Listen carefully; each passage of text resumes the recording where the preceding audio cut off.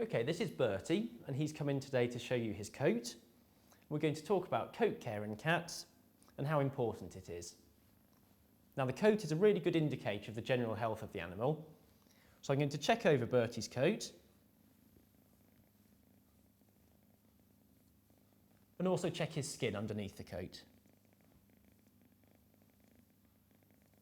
I'm looking for any signs of fleas or any patches of sore skin.